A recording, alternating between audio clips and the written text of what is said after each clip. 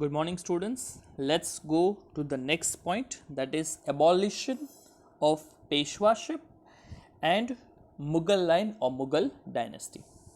Nana Sahib, who took part in the revolt but he was escaped to Nepal after the failure of revolt, never come back. So Nana Sahib Peshwa, who took the part in revolt, after the failure, he simply run away from that area, and I think it has been said everywhere that he simply escaped to Nepal, but he never returned back from that area. So automatically, with that end, Peshwaship in Maratha kingdom or in India come to an end officially, because there was no successor in that way. So automatically, it just simply over. The office of Peshwa was also abolished.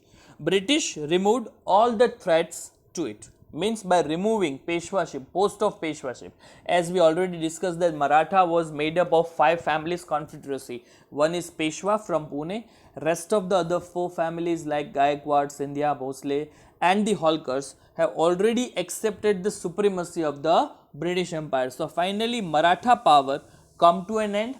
Finally Marathas were removed like as a power block in that work. Now Britishers have no threat towards their rule. In the same way it happened to Mughal Emperor Bahadur Shah Zafar as well, as he was sent to Rangoon in exile and never come back.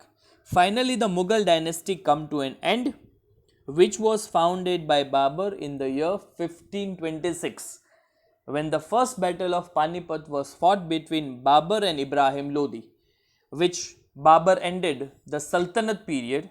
Finally the Babur, the great ruler who established Mughal dynasty, with the death of Bahadur Shah Zafar and his 2 sons, finally the Mughal dynasty, the mighty big empire of Mughals, come to an end.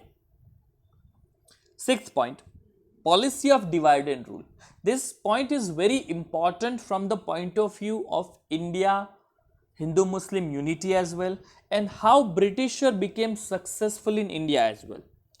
During the revolt of 1857, Hindu-Muslim unity was there against the British. So that was one of the big point.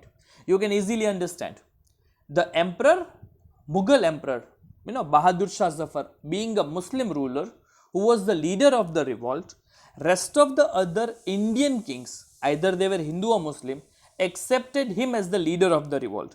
So there was a time period when Indians were united to fight against one common enemy called British. Such unity was harmful for the very idea of making an empire in India. Britishers were knowing this thing very clearly. If they really want to establish a big empire and to continue the rule for a long time of period in India, they need to break this unity of Hindu and Muslim. So they made the policy of divide and rule. First, they separated rulers and their subject by giving many concessions.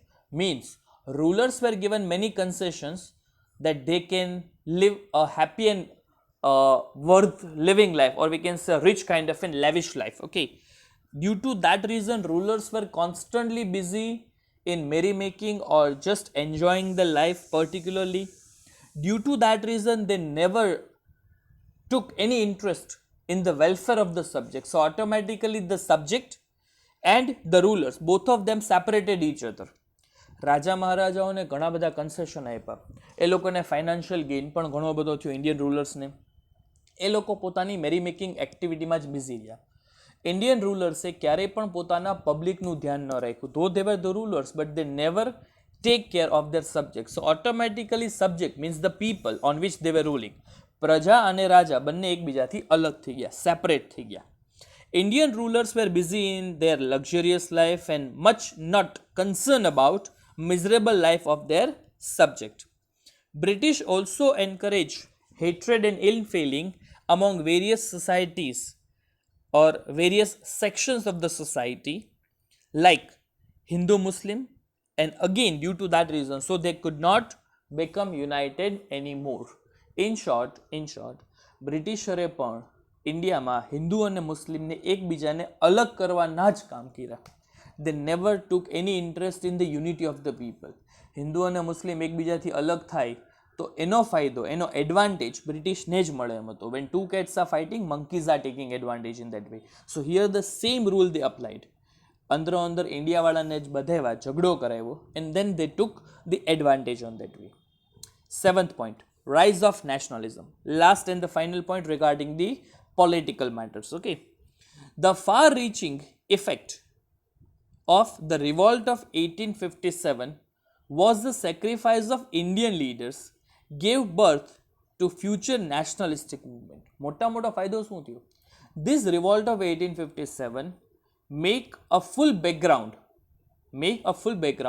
of future nationalistic movement. ઇન્ડિયામાં ફ્યુચરમાં જે નેશનલિસ્ટિક movement થઈ ત્યાર પછી 1857ના Revolt પછી all of them took the inspiration from the same kind of thing, you know, that in 1857 our great leaders fought against British. Why can't we do the same thing again to make ourselves free from the rule of British?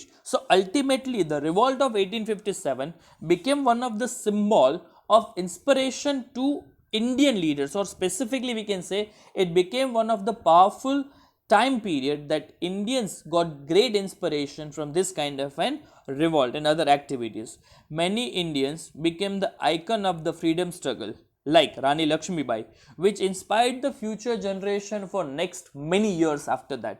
Ultimately, the people who had taken part in the revolt, like Mangal Pandey or Rani Lakshmibai, they became one of the symbol of futuristic, heroistic struggle for India. Ultimately, these people made a good way. આ બધાના હિસાબે ઇન્ડિયાવાળાને ઘણી બધી inspiration મળી કે ફ્યુચરમાં આપણે આવી મૂવમેન્ટ ચાલુ કરશું then it will be very helpful to us. Thank you. Here the political consequences are ending. Thank you.